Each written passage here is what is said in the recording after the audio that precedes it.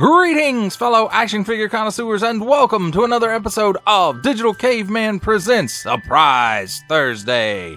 I, as always, am your host, the Digital Caveman, and today I will be presenting you with the G.I. Joe Classified Series number 45, Xamot. Thank you for watching this video, or any of my other videos that you may have run across, which I hope is all of them.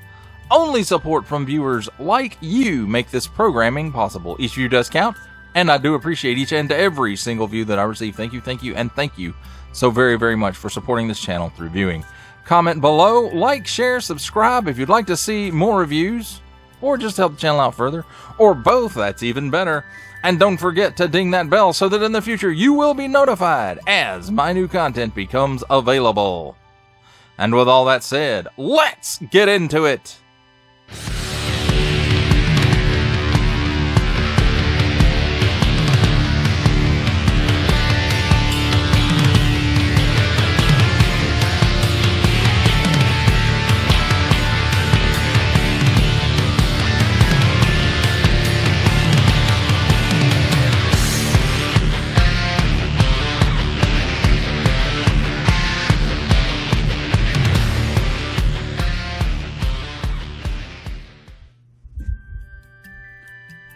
Let's start things off with a look at the packaging. And here we have on the top the Cobra logo. He's number 45, piece of a window and a hook. Then on the front, warning, don't stick things in your pie hole that don't belong there. 4 and up. Nice window showcasing the figure and accessories. And then we have that nice artwork of Xamot. G.I. Joe Classified Series Xamot Paoli. Paoli? Paoli. We'll say it's Paoli. Peyote. No, not peyote. Paoli.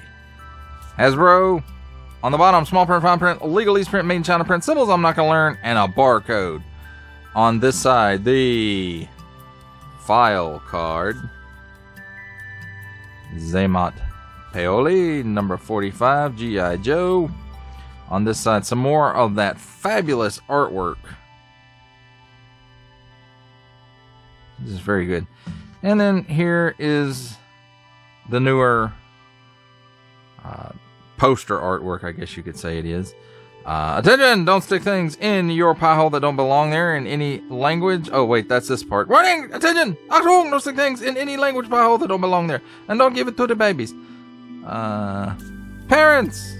GIJoe.com. Assortment number. Hasbro print. Includes figure and 5 accessories. And that, my friends, is a look at the packaging. Let's take a look at Xamot and his accessories. And handy dandy tweezers here. Let's start. He does come with a pair of these daggers. Nice details, nice silver paint for the blades. And they are both appear to be exactly the same.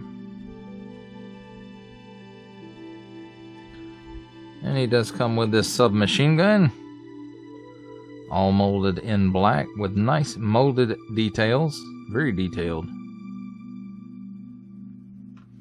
And then to go along with that, here is the ammo magazine and a suppressor. As you can see, there's a peg on the back of the suppressor that fits in the barrel on the gun. And then there's also a port on the end of the suppressor to support blast effects when we finally get some. And as far as assembling the weapon goes,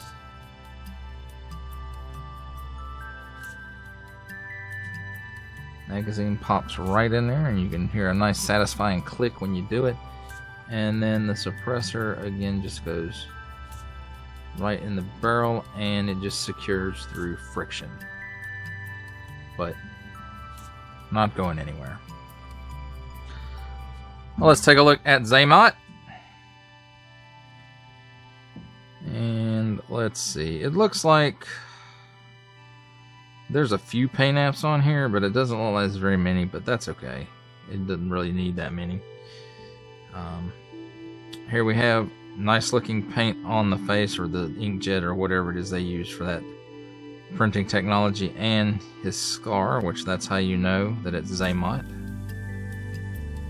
And then lots of detail in the hair, no wash or anything to help it stand out, but really as detailed as it is sculpted in there, you can really see it without too much problem.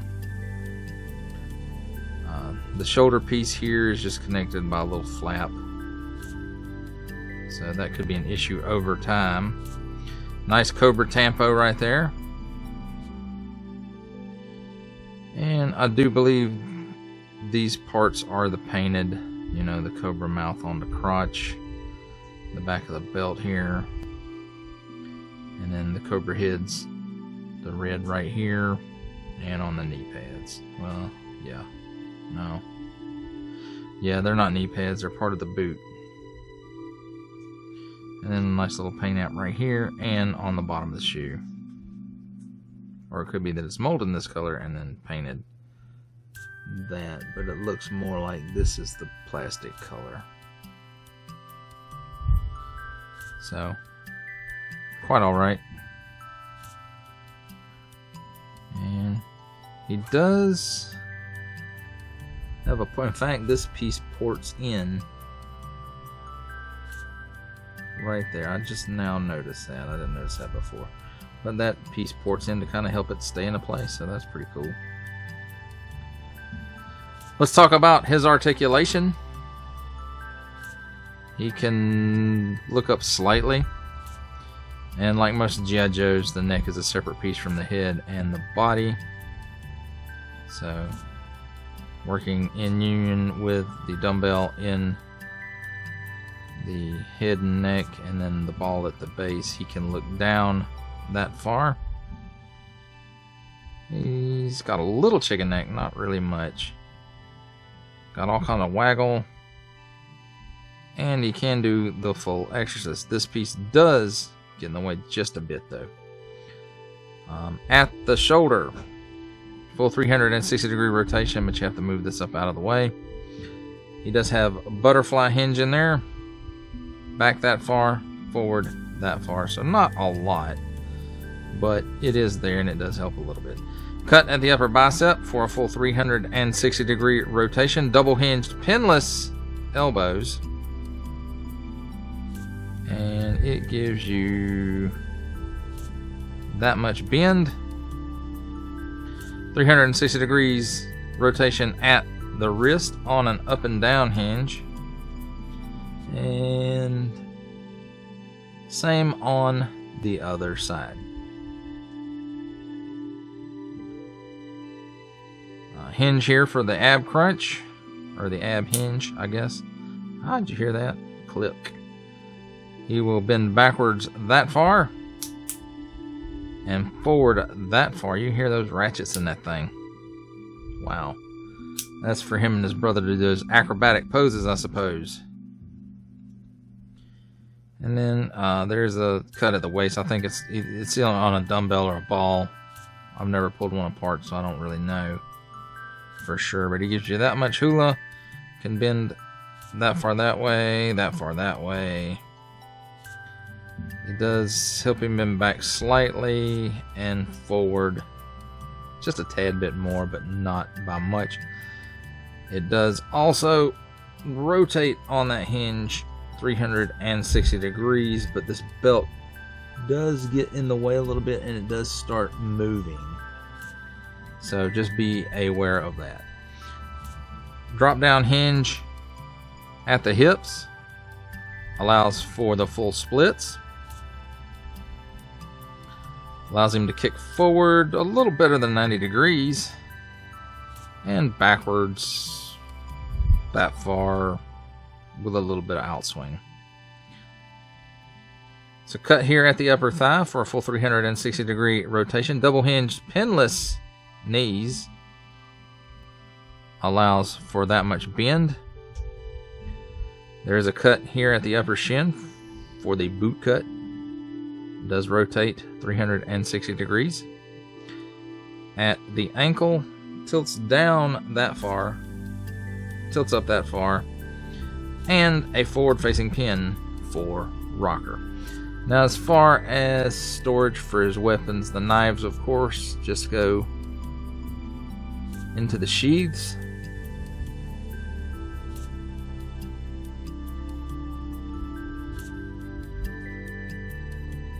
Maybe. That arm way up out of the way. And then once they are in there, they do stay. No storage for his weapon, his firearm, but he can hold it just fine. That, my friends, does it for a look at Xamot and his accessories. It's time for my favorite part of a review, comparisons. And here we have Xamot next to his mirror twin Tomax and a Crimson Guard, because they're in charge of those guys. Is he a Fred series? I don't know. Is there another series besides the Fred series? I don't know that either.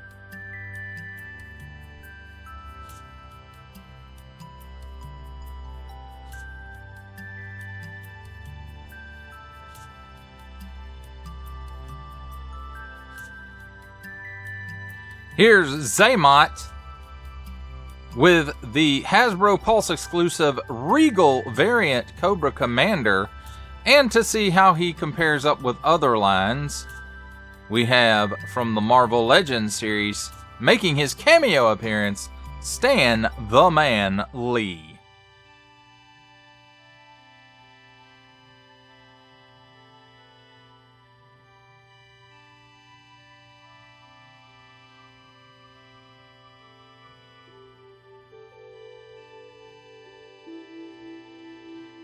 Here's Xamot with the Valaverse Action Force Scarab and Swarm Trooper with Swarm Gear.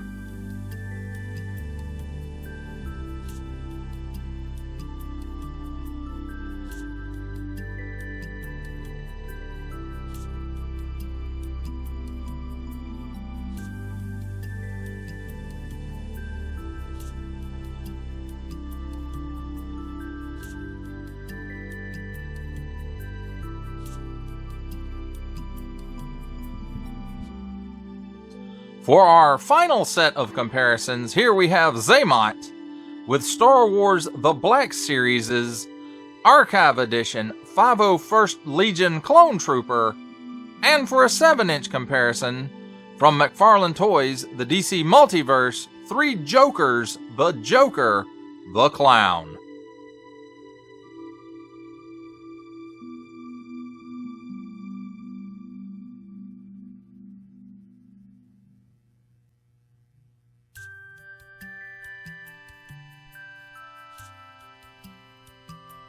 For final thoughts on the G.I. Joe Classified Series Xamot, I have to say I like the look of this figure. It really you know, tugs on the old nostalgia strings pretty good. It really reminds me of the Real American Hero release of Tomax and Xamot in a 2-pack together. And the deco on this guy is good. His costume is Cobra ridiculous. And, you know, even the weapons that he comes with, even though in the original figures, the knives were molded onto the figure. But the gun, you know, it really takes me, it really reminds me of that original release. And why they didn't do these guys in a 2-pack like the original release, I don't know, unless it's maybe they just had to fill slots in the main line, and I don't know. Hasbro's wisdom is sometimes beyond me. Ooh. Anyway, that does it for the review. I hope that you enjoyed it. I enjoyed making it. Only support from viewers like you make this programming possible. Each view does count, And I do appreciate each and every single view that I get. Thank you, and thank you so very, very much for supporting this channel through viewing. Comment below, like, share, subscribe if you'd like to see more reviews, or just help the channel out further, or both, that's even better. And don't forget to ding that bell so that in the future you will be notified as my new content becomes available. That's a wrap, folks. I'll see you next time.